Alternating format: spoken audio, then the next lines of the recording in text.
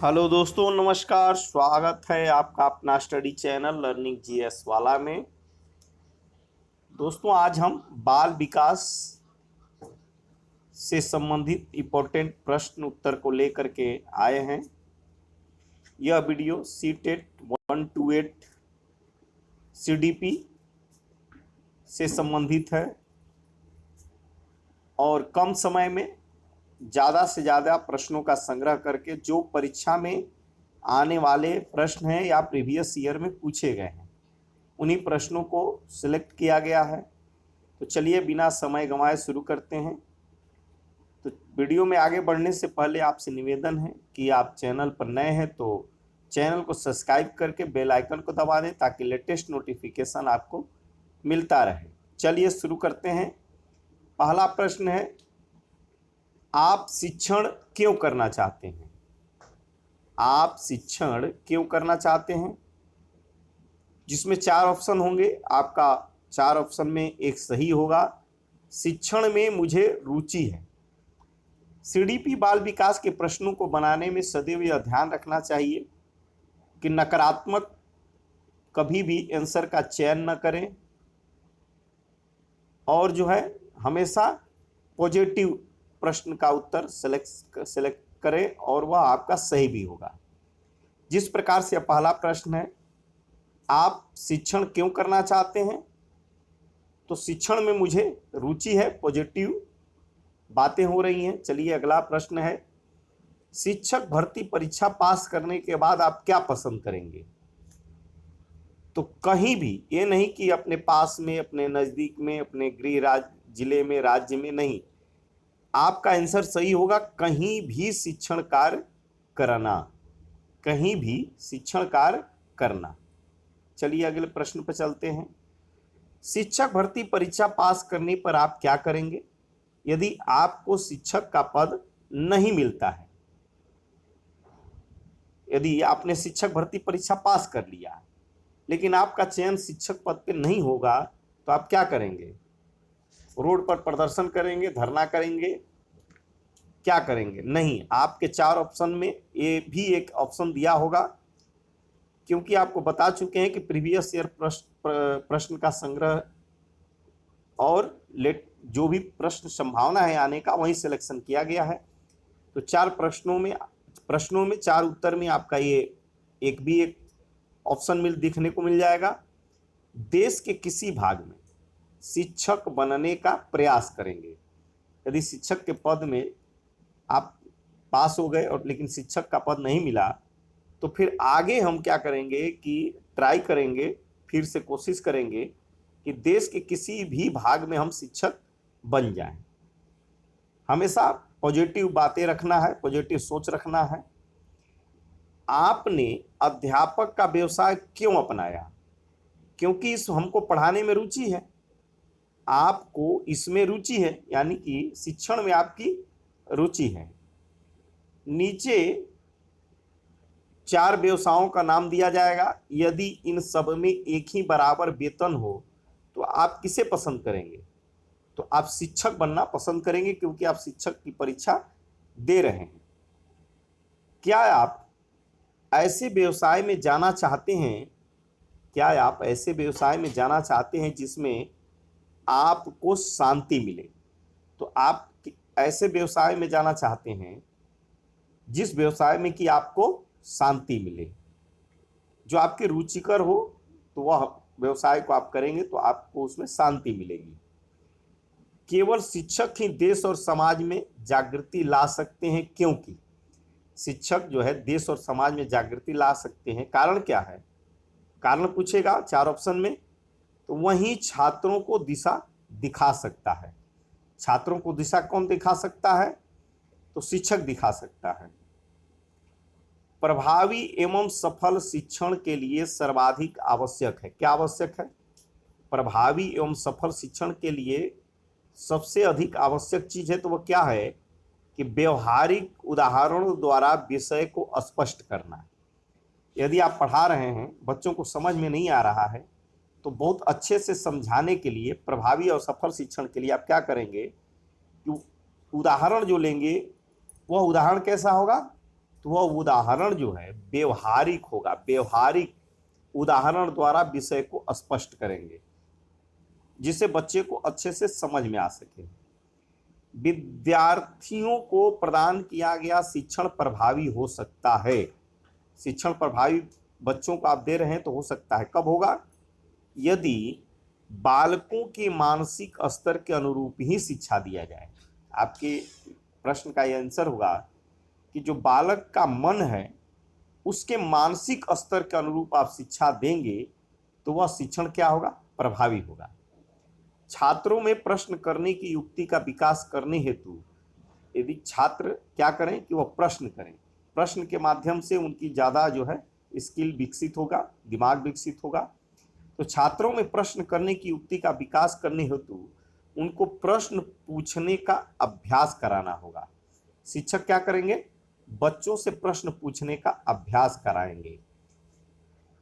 यदि छात्र पाठ वस्तु में रुचि नहीं ले रहे हों तो आप निम्नलिखित में से क्या करना पसंद करेंगे? छात्र जो है, जो आप पढ़ा रहे हैं उसमें रुचि नहीं ले रहे हैं तो शिक्षक क्या करेगा? तो अरुचि का कारण जानने का प्रयास करेंगे। तो क्यों नहीं उसमें रुचि है, उसी को अरुचि बोलते हैं, तो अरुचि का कारण जानने का प्रयास करेंगे।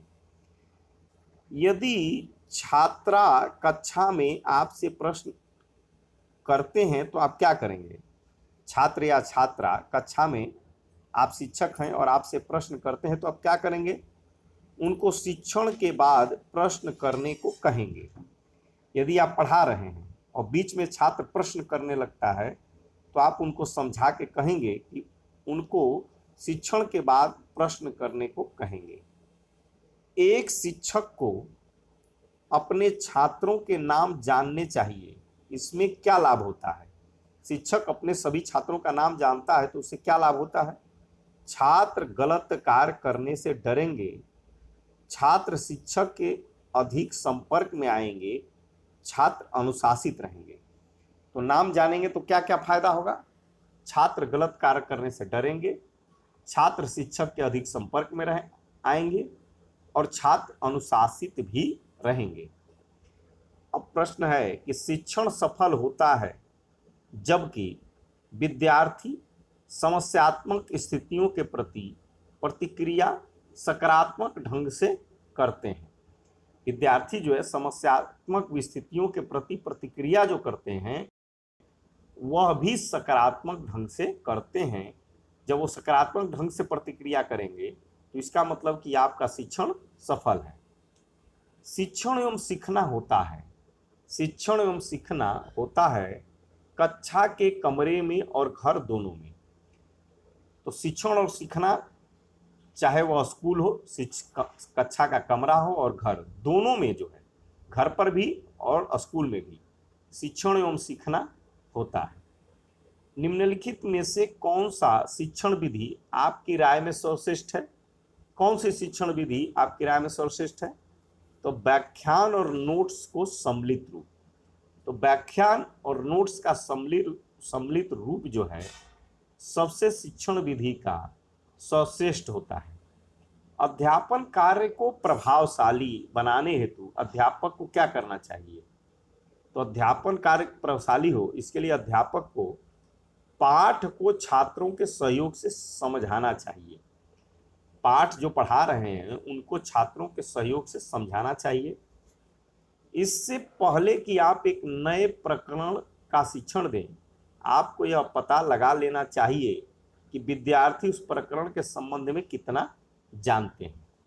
यदि कोई आप पाठ पढ़ाना शुरू करते हैं तो उसमें आपको यह भी पता लगाना चाहिए कि इस जो प्रकरण है पाठ का उसमें विद्यार्थी कितना जानता है। यह बात को आप पता लगा करके ही पढ़ाएं। सीखना ऐसी प्रक्रिया है जो कि प्रत्येक स्थान और प्रत्येक समय में होती है। सीखना एक ऐसी चीज है जो प्रत्येक किसी भी स्थान में और हर एक समय में वह प्रक्रिया चलती रहती है। तो सीखना प्रत्येक स्थान और प्रत्येक समय में होती है। आप अध्यापक होने के नाते शिक्षण सहायता सामग्री का प्रयोग इसलिए करेंगे क्योंकि इससे विद्यार्थी अधिक अच्छी तरह सीखेंगे। विद्यार्थी क्या करेंगे, अच्छी तरह सीखेंगे। शिक्षा के क्षेत्र में समय समय पर कमीशनों की क्यों आवश्यकता होती है? तो कमीशन की आवश्यकता इसलिए होती है, कमीशन एक जो है ये संगठन है, सरकार की ओर से बनाया जाता है, कमिटी बनाई जाती है। तो समाज की आवश्यकताओं को बदलते रहना, शिक्षा में परिवर्तन होना, पाठ्यक्रम में नवीनीकरण होना। कमीशन की जरूरत क्यों पड़ती है शिक्षा के क्षेत्र में? तो समाज की आवश्यकताओं को बदलते रहने के लिए, शिक्षा में परिवर्तन करने के लिए और पाठ्यक्रम में नवीनीकरण लाने के लिए। शिक्षण की सबसे उत्तम विधि निम्नलिखित में से कौन सी होती है? तो शिक्षण की सबसे उत्तम विधि, बहुत फेमस प्रश्न है ये, प्रोजेक्ट विधि। प्रोजेक्ट विधि जो है शिक्षण की सबसे उत्तम विधि होती है। श्याम पट पर लिखते समय आप क्या सर्वाधिक महत्वपूर्ण समझते हैं? तो श्याम पट पर जब भी लिखें तो आपकी लेखन स्पष्ट दृश्यता हो, माने स्पष्ट दिखाई पड़े, लेखन की स्पष्ट दृश्यता। एक अच्छे शिक्षक को शिक्षण विधियों का ज्ञान आवश्यक होना चाहिए, क्योंकि इससे शिक्षण अधिक प्रभावशाली हो जाता है। क्या होता है? शिक्षण अधिक प्रभावशाली हो जाता है। शिक्षक का प्रमुख कार्य क्या होता है? छात्र अधिगम को प्रोत्साहित और निर्देशित करना। शिक्षक का प्रमुख कार्य है छात्र अधिगम को प्रोत्साहित और निर्देशित करना। अच्छे शिक्षण को विकसित करना चाहिए। कैसे? अपने स्वयं के अध्ययन पर निर्भरता। स्वयं के अध्ययन से अच्छा शिक्षण विकसित होता है, क्योंकि आप स्वयं अध्ययन करेंगे, जितना अधिक जानेंगे उतना अधिक अच्छा पढ़ाएंगे। करके सीखना उपयोगी है, क्योंकि करके सीखना उपयोगी है, क्योंकि बच्चे करके अधिक अच्छा समझते हैं। बच्चे जब अपने हाथ से करते हैं तो ज़्यादा सीखते हैं, इसीलिए करके सीखना उपयोगी है, क्योंकि बच्चे करके अधिक अच्छा समझते हैं। कक्षा अध्यापक के लिए आप निम्न में से किस विधि का प्रयोग करेंगे? तो हमने बताया अभी प्रश्न उत्तर के माध्यम से। कक्षा अध्यापक के लिए आप निम्न में से किस विधि का प्रयोग करेंगे? तो प्रश्न उत्तर। पढ़ाते समय चित्र दिखाने में सबसे अधिक महत्वपूर्ण लाभ कौन सा है? इससे पाठ को समझाने में सहायता मिलती है। यदि चित्र के माध्यम से पढ़ाते हैं तो पाठ को समझाने में सहायता मिलती है। अब आज के सेशन का यह लास्ट 30वां प्रश्न है। विद्यार्थियों की रुचि को बनाए रखने के लिए शिक्षकों को क्या करना चाहिए? तो अभी हमने बार बार किया, रुचि बनता है प्रश्न पूछना, प्रश्नोत्तर से। तो दोस्तों, हम हर रोज 30 प्रश्न का वीडियो लेकर के आते हैं। तो चैनल पसंद आए तो लाइक करें, दोस्तों में शेयर करें। फिर से आपसे निवेदन है कि चैनल को सब्सक्राइब कर बेल आइकन को दबा दें, ताकि लेटेस्ट नोटिफिकेशन मिलता रहे। Thanks for watching my video दोस्तों।